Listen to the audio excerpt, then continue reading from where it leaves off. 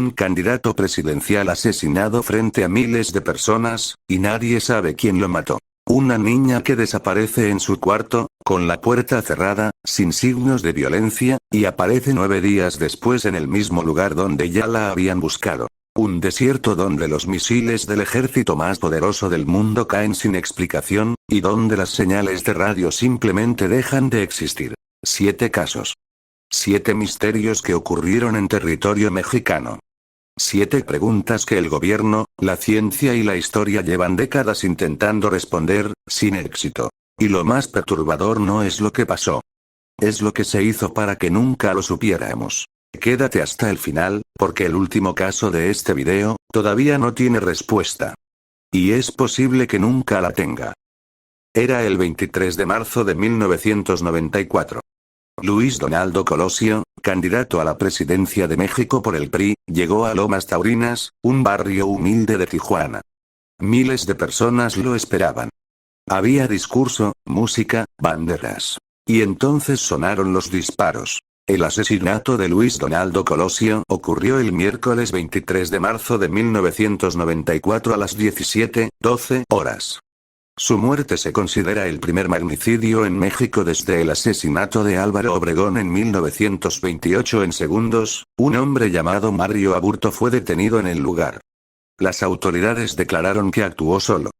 Caso cerrado. O eso quisieron hacernos creer.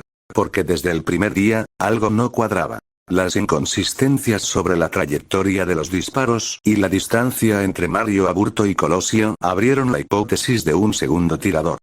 Varios testigos aseguraron que no se escucharon 2, sino 3 balazos en el mitin. Además, versiones verificadas de peritajes apuntaron a posibles diferencias en la trayectoria, distancia y ángulo de los disparos. El 23 de marzo de 1994, el candidato presidencial del PRI recibió 2 impactos de bala, uno en la cabeza y otro en el abdomen. Jorge Antonio N., quien en ese momento se desempeñaba como agente del Centro de Investigación y Seguridad Nacional, fue detenido en el lugar de los hechos con manchas de sangre en su ropa. Un agente de inteligencia del Estado mexicano. Con sangre del candidato en su ropa. Y fue liberado. El 29 de enero de 2024, la Fiscalía General de la República aseguró que hubo un segundo tirador en el magnicidio, luego de que el exdirector del CISEN dio positivo a la prueba de rodizonato de sodio, un método empleado en delitos relacionados con detonaciones de armas de fuego.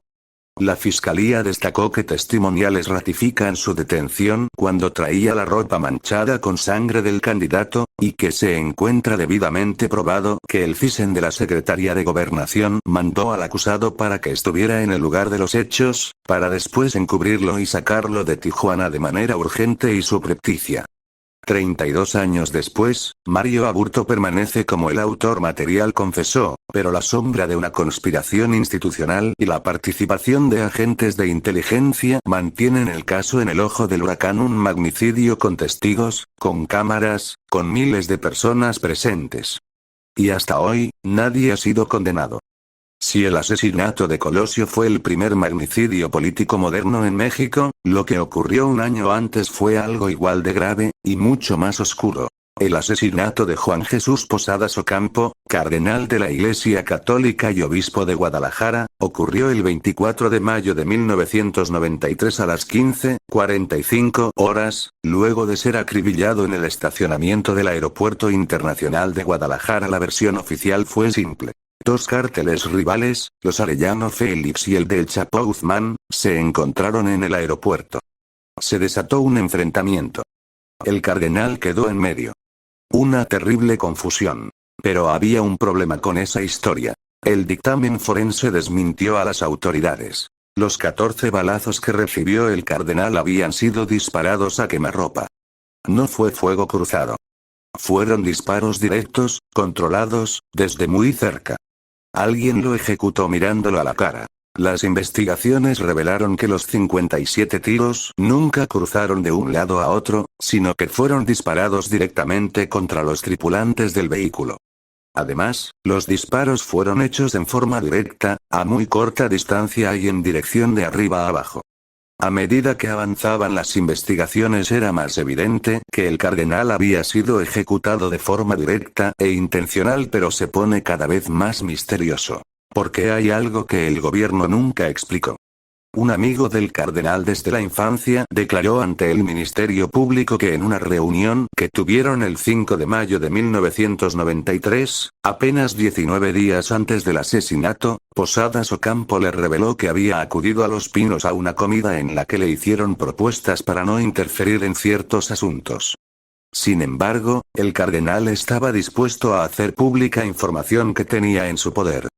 Declaraciones de personas que estuvieron en el aeropuerto señalaron que después del asesinato, un hombre abrió la cajuela del vehículo del cardenal y sustrajo unos documentos, de los que hasta ahora se desconoce su destino y contenido.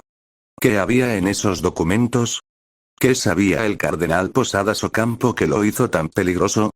A 32 años del asesinato, el caso sigue en el limbo judicial. Aún hay personas detenidas esperando sentencia. Y nadie ha sido condenado por el homicidio. El 19 de octubre de 2001, la abogada Digna Ochoa fue encontrada muerta en su despacho en la Colonia Roma, Ciudad de México. Su cuerpo presentaba 2 heridas de bala calibre 22. La muerte fue causada por un disparo en la cabeza. La herida de entrada estaba en el lado izquierdo. La otra bala entró en el muslo. Digna Ochoa era diestra. Las autoridades de la Ciudad de México declararon: fue un suicidio. Pero piénsalo. Una persona diestra, se dispara en el lado izquierdo de la cabeza. Primero se dispara en el muslo. Luego en la cabeza. Con guantes de látex puestos. Y además había harina esparcida por el piso del despacho. El fiscal cuestionado reconoció que, de acuerdo con los peritajes, Digna Ochoa habría tirado un primer disparo al sillón para hacer prueba de sonido, el segundo en la pierna, y el tercero en el cráneo. Eso fue lo que el gobierno quiso que creyéramos. Pero se pone cada vez más misterioso. Porque Digna Ochoa no era una persona cualquiera. Era una de las abogadas de derechos humanos más reconocidas del país. Había defendido a campesinos, indígenas, opositores al Estado. Y llevaba años recibiendo amenazas. En agosto de 1999, Digna Ochoa fue secuestrada y retenida en un automóvil en la Ciudad de México antes de ser liberada. En octubre de 1999, fue secuestrada de nuevo y sometida a un interrogatorio de toda la noche. La dejaron junto a un cilindro de gas abierto. El gobierno mexicano solicitó formalmente retirar la protección a la abogada, solicitud que fue otorgada el 22 de agosto de 2001. 2 meses después, Digna fue asesinada. El Estado le quitó la protección. 2 meses después apareció muerta. Y la conclusión oficial fue: se suicidó. La Comisión Interamericana de Derechos Humanos determinó la existencia de irregularidades graves en la investigación. En 2021, la Corte Interamericana de Derechos Humanos sentenció a México como responsable por las graves falencias ocurridas durante las pesquisas por la muerte de Digna Ochoa. México fue condenado internacionalmente. Pero nadie fue a la cárcel. Y el caso sigue sin resolverse. La parte 1 de estos misterios nos dejó mucha duda, además la falta de compromiso que tiene el gobierno. Te invito a la parte 2, la cual estaré subiendo en breve.